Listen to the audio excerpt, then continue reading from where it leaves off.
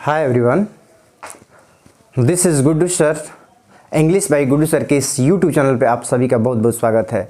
जैसा कि आप सभी लोग जानते हैं कि हमारा जो चैनल है यूट्यूब पे बहुत सारे ग्रामर से रिलेटेड जो भी इम्पोर्टेंट टॉपिक है उस टॉपिक्स में मैंने बहुत सारी वीडियो बनाया है और आप लोगों की मतलब ज़रूरत के हिसाब से मैंने वीडियो अपलोड किए हैं। आप सभी लोग जानते हैं कि जो भी इम्पोर्टेंट टॉपिक है आज के डेट में, जो भी हमारा जो मॉडर्न ग्रामर या मॉडर्न जो इंग्लिश में क्वेश्चंस आते हैं, जो सिलेबस चेंज हुआ है उसके अकॉर्डिंग हमने क्या किया है, वीडियो अपलोड किया है। जैसा कि आप सभी को पता होगा कि आज के डेट में आप कोई भी कॉम्पिटिटिव एग्ज़ाम्स आप देते हैं तो उसमें जानते हैं कि नरेशन से रिलेटेड क्वेश्चंस आते हैं, वॉइस से रिलेटेड क्वेश्चन आते हैं, टाइम एंड टेज से आते हैं। तो जितने भी इम्पोर्टेंट टॉपिक्स हैं उस सभी टॉपिक्स पे मैंने क्या किया है, अलग अलग बहुत ही सिंपल वे में समझाने की कोशिश किया है और आप लोगों को मैंने वो वीडियो शेयर किया है। तो आज का भी जो वीडियो है वो बहुत ही इम्पोर्टेंट है। इससे पहले कि मैं आप लोगों को बताना चाहूँगा कि अगर आप मेरे वीडियो आप पहली बार देख रहे हैं, आप हमारे चैनल पे पहली बार आए हैं, तो आप हमारे चैनल को लाइक्स ज़रूर करें और उसके साथ साथ हमारे वीडियो को लाइक करें और हमारे चैनल को सब्सक्राइब ज़रूर करें, ताकि मेरा भी हौसला इससे बढ़े और मैं आप लोगों के बीच और नए वीडियो लेकर के आऊँ ताकि आप इससे बेनिफिट उठा सकें। तो आज का हमारा जो टॉपिक है बहुत ही इम्पोर्टेंट और बहुत ही प्यारा सा टॉपिक है।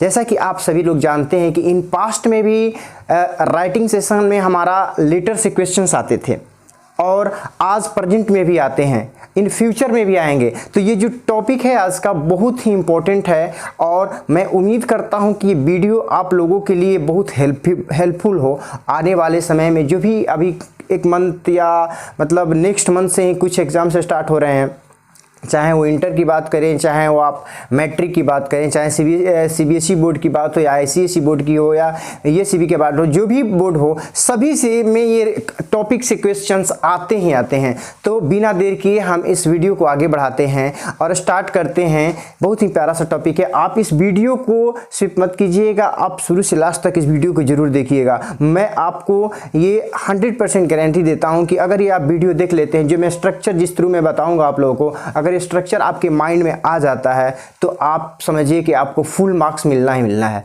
So let's start the video. सबसे पहले चीज हम आपको बताना चाहेंगे कि लेटर जो होते हैं दो तरह के होते हैं, एक होता है फॉर्मल, एक इनफॉर्मल होता है। तो आज हम इस वीडियो में केवल फॉर्मल लेटर से रिलेटेड हम बात करेंगे और उसके हम फॉर्मेट आप लोगों को बताएंगे। उस फॉर्मेट में आप ध्यान दीजिएगा कि कौन से वर्ड को कहाँ हम यूज करते हैं, ठीक है, उसको ध्यान में दीजिएगा। सबसे पहले मैं बताना चाहूंगा कि जब आप लेटर लिखते हैं तो सबसे पहले अगर मैं लेटर लिख रहा हूं दूसरे पर्सन को तो मेरा सबसे पहले क्या होना चाहिए, एड्रेस होना चाहिए। तो सबसे पहले आप लिखेंगे सेंडर्स एड्रेस, मेरा एड्रेस यहां पर होगा। सबसे पहले याद रखिए कि 3 लाइन से ज्यादा लाइन में आपका एड्रेस नहीं जाना चाहिए, मैक्सिमम 3 लाइंस, ठीक है। सबसे पहले लेफ्ट कॉर्नर में आपको क्या करना है, यहां पर सेंडर्स का एड्रेस मींस अपना एड्रेस डालना है। तो एड्रेस में आप क्या डाल सकते हैं, फ्लैट नंबर डाल सकते हैं, गली नंबर डाल सकते हैं, ठीक है, एरिया नेम डाल सकते हैं, उसके बाद पिन कोड भी डाल सकते हैं, सिटी का नेम डाल सकते हैं, ठीक है। आप इतनी चीजें जरूर मेंशन करेंगे। सबसे पहले आप डालिए आपका फ्लैट नंबर कितना है, हाउस नंबर या फ्लैट नंबर, दोनों में से कोई एक तो होगा कुछ ना कुछ, या अगर आप विलेज से रिलेट करते हैं तो आप गांव से तो आप वार्ड नंबर भी डाल सकते हैं, ठीक है। उसके बाद आप अपना पिन कोड डाल सकते हैं, उस एरिया का पिन कोड होता है। उसके बाद आप एरिया का नेम डालिए या आप जिस टाउन में रहते हैं उस टाउन का नाम डालिए। उसके बाद आपको करना क्या है कि सेकंड में यहां पर जब आप एड्रेस लिख लोगे तो उस एड्रेस के बाद आपको डेट मेंशन करना है, ठीक है, एक लाइन छोड़ने के बाद। ये ध्यान रखिए कि जब भी आप एड्रेस लिखेंगे एड्रेस के नीचे एक लाइन आपको ब्लैंक छोड़ना है और उसके नीचे क्या करना है, डेट मेंशन करना है। डेट भी मेंशन करने का एक तरीका है, एक वे है, आप किसी तरह से डेट मेंशन नहीं कर सकते हैं। सपोज दैट मैंने यहां पर लिखा है कि आज मान लीजिए कि 23 जनवरी है, ठीक है। तो 23 यहां लिखने के बाद जैसे मैंने लिखा है उसी तरह आपको लिखना है। ये नहीं कि कितने बच्चे क्या करते हैं कि मान लीजिए 23 है और ऐसे करके आप लिख देते हैं। तो इससे क्या होगा कि मतलब जो होता है ना लिखने का आपका वो वे जो होगा, अच्छा ऐसा नहीं है कि नंबर कटेगा, बट बेस्ट वे है यही, बेस्ट तरीका है कि आप उसे पहले आप डेट डालिए, ठीक है, उसके बाद उस मंथ का फुल वर्ड लिखिए, ठीक है, जनवरी है तो जनवरी लिखिए, फरवरी है तो फरवरी लिखिए, उसके बाद ईयर मेंशन कीजिए, ठीक है, हो गया। उसके बाद फिर एक लाइन आपको ब्लैंक छोड़ना है, डेट के नीचे जस्ट एक लाइन फिर ब्लैंक छोड़ना है, फिर उसके नीचे क्या लिखना है, आप डिजिग्नेशन लिखना है, जो रिसिपिएंट्स हैं, जैसे मान लीजिए कि हम जिसको भेज रहे हैं, ठीक है, मान लीजिए आप प्रिंसिपल को भेज रहे हैं, ठीक है, आप अगर प्रिंसिपल को भेज रहे हैं या मान लीजिए डीएम को भेज रहे हैं लेटर, तो वहां पे आपको क्या लिखना है, प्रिंसिपल या डीएम जो भी है या एसीपी, जिसके पास भी आप भेजना है उसको पहले हम उसका डेजिग्नेशन लिखेंगे और जस्ट उसके नीचे फिर क्या करना है, आप जिस एरिया में वो रहते हैं उनका एड्रेस लिखना है। मान लीजिए कि आप रहते हैं बिहार कॉलोनी में, ठीक है, बिहार कॉलोनी, और उसके नीचे लिख देंगे उस सिटी का नाम, या मान लीजिए आप प्रिंसिपल को लिखते हैं तो जो भी स्कूल में आप ये लेटर लिख रहे हैं उस स्कूल का नाम डाल देना है और उसके बाद उस सिटी का नाम डाल देना है, ठीक है, तो ये चीज़ होना चाहिए। उसके बाद क्या करना है, आपको सब्जेक्ट, देखिए इंपॉर्टेंट बहुत है, एक लाइन यहाँ पर भी आपको छोड़ना है, जहाँ पर आप एड्रेस डालेंगे उसके जस्ट नीचे एक लाइन फिर छोड़ना है, फिर वहाँ से आपको फिर लिखना है क्या, सब्जेक्ट। सब्जेक्ट लिखेंगे क्या, मान लीजिए कि आप छुट्टी की आपको ज़रूरत है, आप प्रिंसिपल के पास आप एप्लीकेशन लिख रहे हैं, आप लेटर लिख रहे हैं, तो उसमें क्या होगा कि आपको सबसे पहले आपको सब्जेक्ट डालना है कि सब्जेक्ट आखिर किस लिए आपको छुट्टी चाहिए, क्योंकि सबसे पहली नज़र आपको जो भी जिसके पास भेजते हैं वो सबसे पहले नज़र कहाँ जाती है, उस सब्जेक्ट पे जाती है कि किस लिए छुट्टी चाहिए। तो सब्जेक्ट आपको क्लियर होना चाहिए। रिक्वेस्टेड टू ग्रांट लीव, आपको छुट्टी चाहिए, मान लीजिए कि आपको फीवर हुआ है या आपको किसी के शादी में जाना है या आप मतलब मान लीजिए कि कहीं आप टूर पर जाना चाहते हैं, तो बहुत सारे टॉपिक हैं, आप जो भी टॉपिक होगा वहाँ पे आप अपना सब्जेक्ट में डाल देंगे, ठीक है।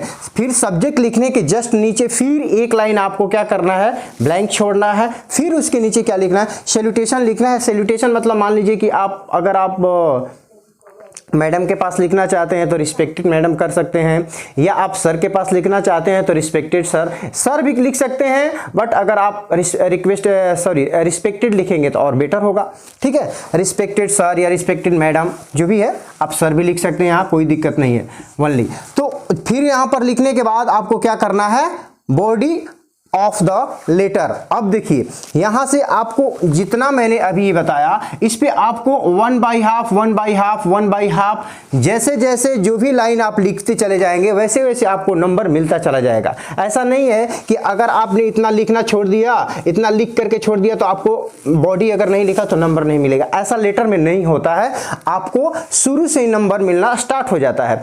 तो आप जब इतना पूरा लिख लेंगे तो आपको 3 to 4 मार्क्स आपको ऑलरेडी मिल जाएगा।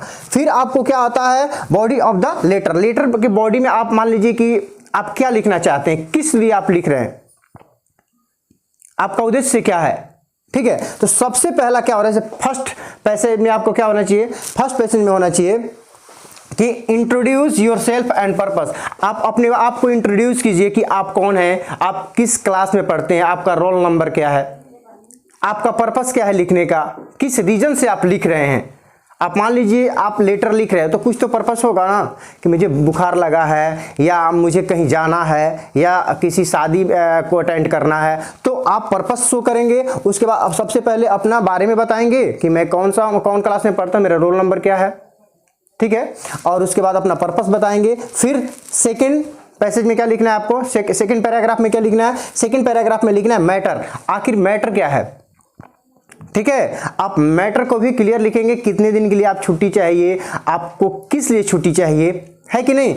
आप डेट मेंशन करेंगे, मुझे 4 दिन, मुझे 5 दिन, मुझे 7 दिन, ये जितना दिन भी होगा आपको 5 डेज 2 डेज या जितना दिन का भी होगा आपको उस मेंशन करना है वहां पे। उसके बाद थर्ड पैराग्राफ में क्या लिखना है, कंक्लूजन और सॉल्यूशन। सॉल्यूशन इसके लिए sir I hope you can understand my problem and you will give me leave या you will be permission to leave me, ठीक है। तो लास्ट में आपको कंक्लूजन और सॉल्यूशन लिखना है थर्ड पैराग्राफ में। तो इस तरह से अगर आप लिखेंगे body of the letter third paragraph मतलब 3 में अलग अलग करके, ठीक है, तो आपको कोई नंबर लेने से नहीं रोक सकता है। उसके बाद फिर क्या करना, आपको एक लाइन फिर छोड़ देना है, ठीक है। और उसके फिर लेफ्ट साइड में क्या लिखना है, कम्प्लीमेंट्री क्लोजिंग, कॉम्प्लीमेंट्री क्लोजिंग मतलब मान लीजिए कि आप लेटर अगर लिखेंगे तो आपका ये उद्देश्य बनता है कि आप उनको थैंक बोलें, ठीक है। ये एक वे है प्रोफेशनली अगर कहा जाए तो लास्ट में आपको क्या लिखना है, उसी लेफ्ट साइड में क्या लिखना है, थैंकिंग यू, ठीक है। अगर नहीं लिखेंगे फिर भी चलेगा, लेकिन एक बेस्ट वे मैं आप लोगों को बता रहा हूं कि अगर आप इस तरह से लिखते हैं तो एक सबसे बेस्ट वे है। तो थैंकिंग यू, उसके जस्ट नीचे आपको लिखना है क्या, योर फेथफुली या योर ट्रूली, ठीक है। आप दोनों में से कोई लिख सकते हैं, आप योर फेथफुली भी लिख सकते हैं, योर ट्रूली भी लिख सकते हैं। उसके नीचे जस्ट आपको क्या करना है, आप अपना नेम मेंशन करेंगे, जो भी आपका नेम है फुल नेम लिखेंगे, फिर नीचे में सिग्नेचर कर देंगे। तो इस तरह से अगर आप जिस तरीके से मैंने स्ट्रक्चर बताया है उसके अकॉर्डिंग अगर आप कोई भी लेटर, अगर आपको क्वेश्चन आ जाता है कि write a letter to your principal for requesting 5 days leave, ठीक है ना, 5 दिनों की छुट्टी के लिए आप अपने प्रिंसिपल को एक लेटर लिखिए कि आपको मान लीजिए किसी मैरिज सेरेमनी में अटेंड होना है, या किसी के बर्थडे पार्टी में अटेंड होना है, या मान लीजिए कहीं आपको दूसरे जगह घूमने जाना है, या मतलब मान लीजिए आपके भाई का शादी, मतलब कुछ भी मैटर हो सकता है। तो आपको ध्यान देना है कि अगर हम लेटर लिख रहे हैं तो हमारा पर्पस क्लियर होना चाहिए, हमारा टाइमिंग मतलब हमारा डेट कितना से कितना के लिए हम छुट्टी लेंगे, ये जो चीजें हैं वो एकदम इंपॉर्टेंट है। एड्रेस मेन है कि आप लिखने का वे जो होना चाहिए एकदम बिल्कुल सही होना चाहिए। और हाँ, आप मान लीजिए कि पंक्चुएशन मतलब मान लीजिए कि कॉमा का यूज नहीं करेंगे। जब भी एड्रेस डालेंगे, पहले लोग क्या करते थे कि बीच बीच में आप कॉमा देते चले जाते थे, इससे क्या हो जाएगा, आपका नंबर कट सकता है। तो जो भी कुछ लिखेंगे, मान लीजिए फ्लैट नंबर मैंने यहाँ पर डाल दिया B49, अब इसके बाद फिर लिखेंगे यहाँ एरिया मान लीजिए डालिए, या पिन को डाल सकते हैं यहाँ पे, ठीक है। उसके बाद फिर यहाँ पर आप डाल सकते हैं सिटी का नेम, मान लीजिए पटना मुझे लिखना है।